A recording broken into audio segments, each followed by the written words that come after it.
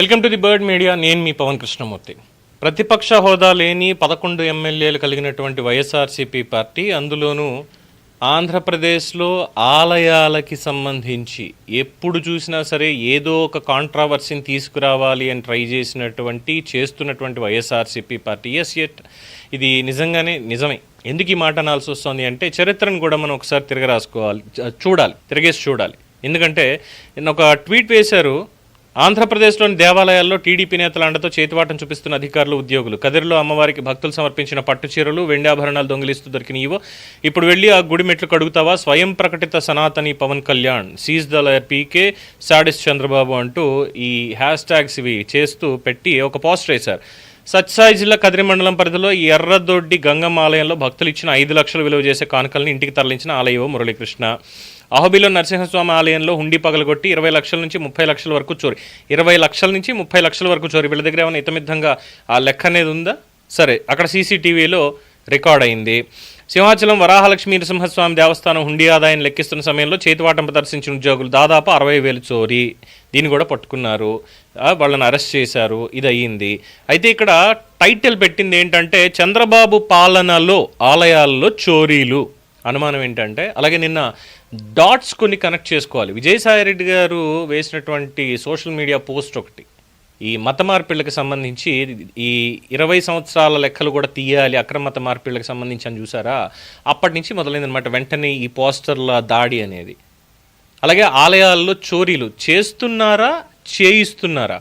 ఎందుకంటే దాదాపు 5 ఏళ్ల పాలనా కాలంలో 225 గుడుల మీద దాడులు జరిగాయి. అందులో తిరుపతి వెంకటేశ్వర స్వామికి సంబంధించి ఏం వివాదాలు అనేవి చూస్తూనే ఉన్నాం. ఎంత దగుల్బాజీ పనులు వీళ్ళు చేశారో చూసాం మనం. చైర్మన్లుగా పనిచేసినటువంటి దొంగ భక్తులు వైవి సుబ్బారెడ్డి, రాడికల్ అయినటువంటి భూమన కరుణాకర్ రెడ్డి, పనిచేసినటువంటి ధర్మారెడ్డి, పనిచేసినటువంటి మాజీ ఐఏఎస్ జవహర్ రెడ్డి, తర్వాత ఉన్నటువంటి వాళ్ళు ఏ విధంగా చేశారో చూసాం. స్వామివారి ప్రసాదాన్ని కల్తీ చేశారు, స్వామివారి ఆలయ విశిష్టతని తగ్గించడానికి ప్రయత్నాలు చేశారు, స్వామివారి నిధుల్ని కొట్టేయడానికి ప్రయత్నాలు చేశారు. ఇవన్నీ కూడా జరిగాయి. తర్వాత అక్కడ విశ్వాసాలను దెబ్బతీసేటువంటి విధంగా వ్యవహరింపులు, అన్యమతస్తులను తీసుకెళ్ళి తిరుమలలో పనిచేయించడాలు, ఇవన్నీ చేస్తూ వచ్చారు. 200 ఆలయాల దాడులు. రామతీర్థంలో రాముడి తల నరికేస్తే మాకేం తెలుసు, ఇంకో రాముడి విగ్రహం కొంటాం. దానికి మళ్ళీ ఏంటి, అశోక్ గజపతిరాజు గారిని అరెస్ట్ చేయడానికి కూడా చూశారు. పింక్ డైమండ్ దగ్గర నుంచి మొదలుపెట్టారు. పింక్ డైమండ్ చంద్రబాబు దొబ్బేశాడు, జెనీవాలో ఆక్షన్ వేశాడని మొదలుపెట్టారు. ఆ తర్వాత ఒకళ్ళమాత పోటునగలు అన్నారు, అయిపోయింది. ఆ తర్వాత కనకదుర్గమ్మ వెండి సింహం ఎటుపోయిందో తెలియదు, ఎవడన్నా పట్టుకున్నామన్నారు, ఏమైందో తెలియదు. కరోనా టైంలో చీరలు అమ్ముకున్నారు, అమ్మవారివి చీరలు మిస్సింగ్. సింహాచలం ట్రస్ట్ బోర్డు చైర్మన్గా ఉన్నటువంటి అశోక్ గజపతిరాజు గారిని తీసేసి, ఇంక్లూడింగ్ రాజశేఖర్ రెడ్డి కూడా దీన్ని టచ్ చేయలేకపోయాడు ఆ సంవత్సరాల్లో. అప్పుడున్నప్పుడు తీసేసి వాళ్ళ కుటుంబాల్లో వివాదాలు లేపేలాగా తీసుకొచ్చి నియామకాలు చేశారు. కోర్టు చెప్పు తీసుకొట్టినట్టుగా సమాధానం చెప్పింది, తీర్పిచ్చి అయిపోయింది అక్కడికి. దాని తర్వాత అంతర్వేది లక్ష్మీనరసింహస్వామి రథం దగ్ధం, ఆ తర్వాత కళ్యాణ వెంకటేశ్వర స్వామి రథం బెట్రగుంట, ఆ తర్వాత ఆంజనేయ స్వామి విజయవాడలోనే అనేక చోట్ల ఆంజనేయ స్వామివి, కనకదుర్గమ్మవి తూర్పుగోదావరి, పశ్చిమ గోదావరి జిల్లాల్లోను, శ్రీకాకుళంలోను, విజయనగరంలోను, రాష్ట్రంలో ఎక్కడ పడితే అక్కడ విచ్చలవిడిగా ఆలయాల మీద దాడులు జరిగాయి. అవి దాడులు జరగలేదు, దాడులు జరిపించారు. అధికారంలో ఉన్నది మేమేగా, మమ్మల్ని ఎవడు మాట్లాడేది? కేసులు పెట్టడానికి లేదు, ప్రశ్నించడానికి లేదు. బజరంగ్ దళ వాళ్ళలో లేదంటే ఇంకొకళ్ళు వచ్చి అక్కడ పెడితే వాళ్ళ మీద కేసులు పెట్టిస్తారు, వాళ్ళ మీద పెడతారు. దేవాదాయ ధర్మాదాయ శాఖ మంత్రిగా పనిచేసినటువంటి వాళ్ళు, మరి వాళ్ళని ఏమనాలో కూడా తెలియదు. ఏం తెలుసో వాళ్ళకి. భజనలు చేస్తారు, వ్యక్తి భజనలు చేస్తారు. ఇలాంటివన్నీ చేసినటువంటి వాళ్ళు ఆల్ ద సడన్ పవర్ పోయిన తర్వాత ఏం చేస్తారంటే, ఇదిగో ఇలాంటివి చేయిస్తున్నారేమో.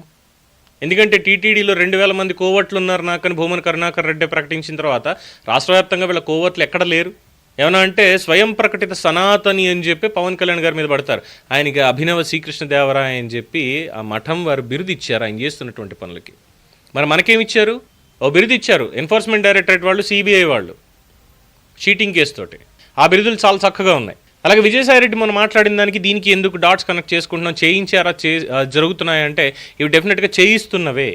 ఇవి చేయిస్తున్నవే దాడి చేయడానికి, ఒక ధర్మం మీద దాడి చేయడం కోసం అని చెప్పి, అలాగే ప్రభుత్వం మీద ఒత్తిడి తేవడం కోసం అని చెప్పి, ప్రజల్లో వ్యతిరేకత పెరగడం కోసం అని చెప్పి ఇవి చేయిస్తున్నవే తప్ప వాస్తవంగా అయితే లేదు. ఎందుకంటే ముక్తేశ్వరంలో ఇలాగే, అమలాపురం దగ్గర ముక్తేశ్వరంలో ఆలయంలో ఇలాగే జరిగితే దాని ఏదో స్టేట్ వైడ్గా ఇంకేముంది దేవాదాయ శాఖ మంత్రి చేతకానివాడు అని చెప్పి ఆయన మీద ఆనం వెంకటరమణారెడ్డి గారు ఆయన్ని తప్పుపట్టడం, ఇంకేముంది చంద్రబాబు వస్తే ఆలయాల్లో సంపదలన్నీ కూడా ఆవిరైపోతున్నాయి అని చెప్పి. మరి వీళ్ళు ఏం చేశారు? ఇక్కడేమో ఆవిరవ్వట్ల, ఆలయాలన్నింటినీ కూడా కాపాడడానికి ప్రయత్నాలు జరుగుతున్నాయి. ఆ విధంగానే ప్రభుత్వం పనిచేస్తోంది. డిప్యూటీ సీఎం పవన్ కళ్యాణ్ గారు ఆ పని మీదే ఉన్నారు.